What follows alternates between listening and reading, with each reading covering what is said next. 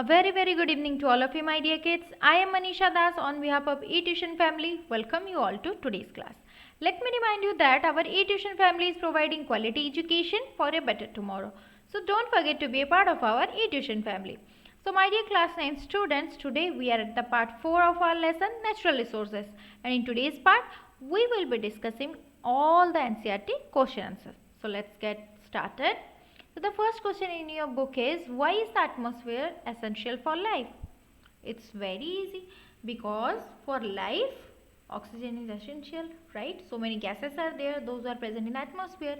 They help us to sustain, they help us for living, right? So atmosphere is essential for life because it keeps the average temperature of the earth. It maintains a proper temperature in the earth so that life will exist, right? It prevents sudden increase in temperature during daylight hours.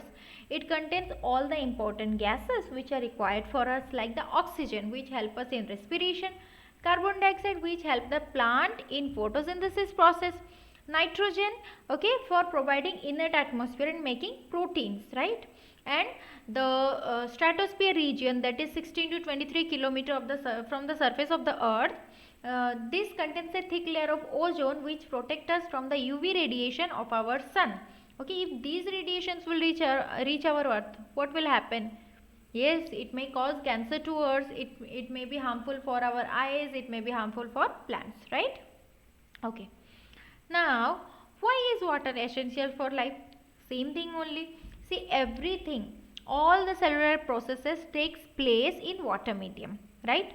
So all the reaction that takes place within our body or within our cell, everything need a medium, and all the nutrients, all the substances are dissolved in water, right? And everything is transported from one part to the other through this water only, and our body is made up of 70% of water.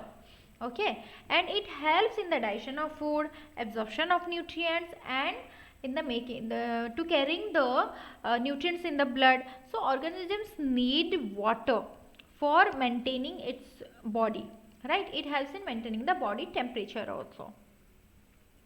Next question is, how are living organisms dependent on the soil? Are organisms that live in water totally independent of soil as a resource? See, soil provides a natural habitat for various different organisms like bacteria, fungus, algae, some microorganisms are there which help in improving the quality of the soil, and they maintain the fertility of the soil, right?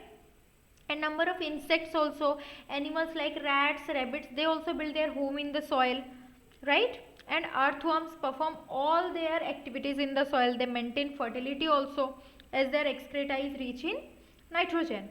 And soil provides encourage or nutrients to the plants for their growth and development. So all organisms that live in water are totally dependent on soil as a resource, because see, the mineral nutrients are present in water is dissolved form, right? But their recycling takes place only with the help of decomposers which are present in the soil only. So thus all water bodies has soil beds, okay, and are present in the soil beds. So thus all water bodies has the soil beds which contain decomposers, and they will recycle the nutrients inside the water. Now next is, have you seen weather reports on television and in newspaper? How do you think we are able to predict the weather? See, the weather observation collect information regarding the pattern of temperature, speed of wind, air pressure, ocean features, and all other features. Okay, so this information is collected by remote sensing and weather forecasting satellites, right? So these satellites will collect the information and they will give us data. So the information collected is then sent to the meteorological department, and they will prepare a weather report that what can happen. They will predict. Okay, it is not sure, but there is chances. So this information is further transmitted through radio and television. Now next, you might have heard about weather reports saying depressions in the Bay of Bengal have caused rain in some areas. So we know that many human activities lead to increasing levels of pollution of air, water bodies and soil. Do you think that isolating these activities to specific or limited areas would help in reducing pollution? Yes, definitely, because pollution is the only reason because of which all other problems are coming, right? So if all the sewage discharge, industrial waste is collected and treated properly before discharging to the water bodies, then obviously aquatic life in the water body will be affected in a little extent, right? And what will happen, there will be a proper maintenance in the atmosphere, right? And the hot weather of the industry, only the big in the industry is collected at a common place, and then they will be cooled. After that they will be discharged into the water body, so that it will not affect the aquatic organisms. In the same way, if all the industries, okay, so they will be located far away from the main area, so that disease will not happen, air pollution will not happen, and above all, if we only use the biodegradable substances, it will definitely cause a change, okay, so that everything the waste will be decomposed properly, and which will cause very little pollution in our environment. Then write a note on how forest influence the quality of air, soil and water. It's very easy, because forests are composed of so many trees, right? So they help in minimizing the level of carbon dioxide in the atmosphere. It prevents the greenhouse effect, and it will maintain the proper temperature of the atmosphere. And forests reduce atmospheric temperature, environmental temperature, which in turn increase the rate of photosynthesis in the surrounding region. And some of the trees have the ability to absorb harmful gases present in the atmosphere, like jamun trees can absorb compounds of lead easily, right? And the forest in controlling the quality of soil, the roots of huge trees, larger areas prevent erosion of topsoil, because the roots hold the soil tightly, right?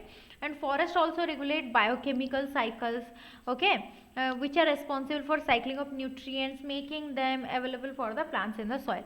And many of the decomposing bacteria and nitrogen fixing bacteria, where they live? Yes, in the roots of the trees, no? And influence in forest controlling the quality of water. See, forest help in returning pure water back in the form of rain. So if the forest will be in good condition, the rain will also happen in proper maintenance, proper balance, and it help in maintaining the water cycle as well as water resources of the earth. I hope you have understood all the question and answers. Now the course time, you know that an and signals a new beginning, right? So see, whenever you think that everything finished, but you should start, because end is always a signal for a new beginning, and you will definitely succeed, because ends are beautiful, right? I hope you have understood. So with this, I would like to request you, be a part of our eTuition family. Don't forget to watch, like, share and subscribe to our channel. Till then, stay safe, stay happy, and thank you.